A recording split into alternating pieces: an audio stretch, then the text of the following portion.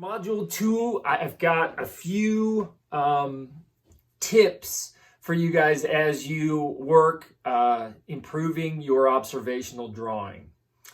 My first tip is the only way to improve observational drawing is to make observational drawings. And that may seem obvious, but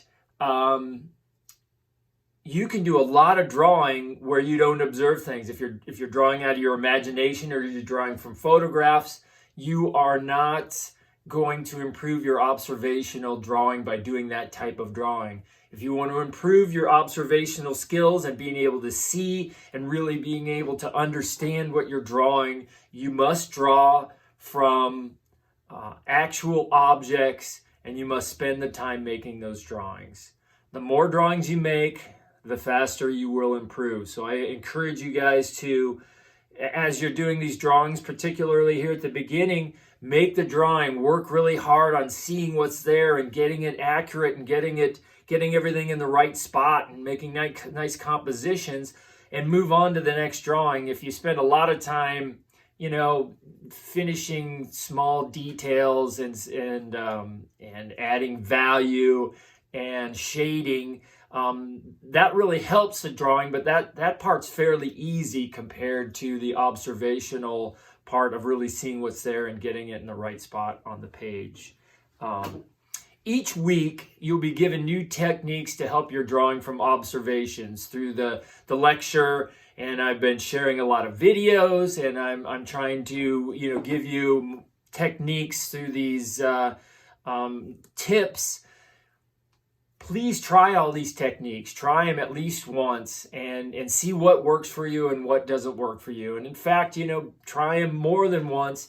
And basically what you're trying to do is put together a toolbox of techniques that you can use in your drawing. So when I draw, I probably don't use all of the techniques that we're going to cover in the class, but I have things that I have developed over the years that work for me to get my drawings accurate. And what I want you guys to try and do is to develop your own toolbox of techniques that work for you. They're not going to all work for you, but you really want to get those ones that do work and develop those and continue to use those. This next tip is probably the most important thing I can tell you to help improve your observational drawing and drawing from the still lives or drawing from life or drawing from nature.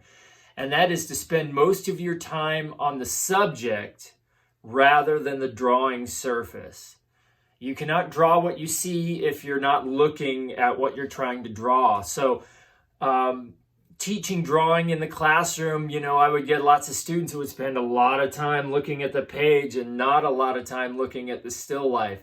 Spend your time, I would say spend 90% of your time looking at your still life and maybe 10% on the page, And that's really a lot of what the exercises in this week's portfolio drawings and homework drawings are about, is just really focusing on what's there and not worrying about so much what you're drawing, but worrying about what's there and understanding what's happening there. I think in my drawing, the way that I get started, a lot of times starting a drawing is very hard, right? It's hard to get started. How do I start? I start it and it's just all wrong.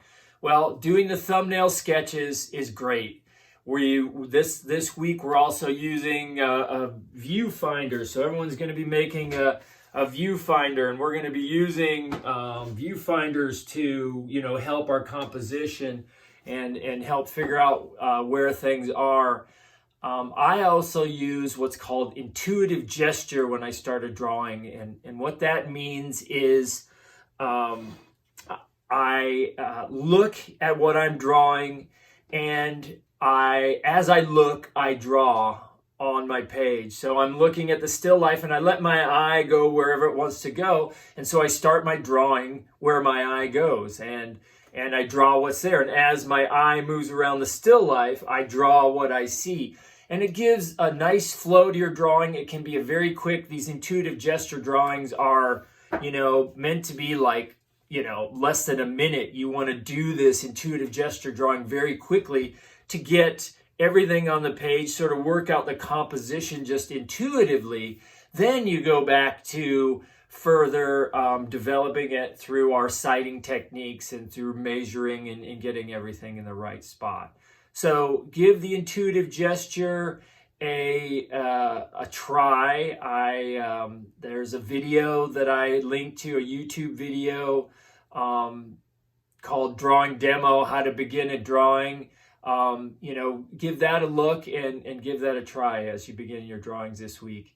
Again, if you have any questions, any problems, anything comes up, always feel free to contact me and we'll work through those problems together.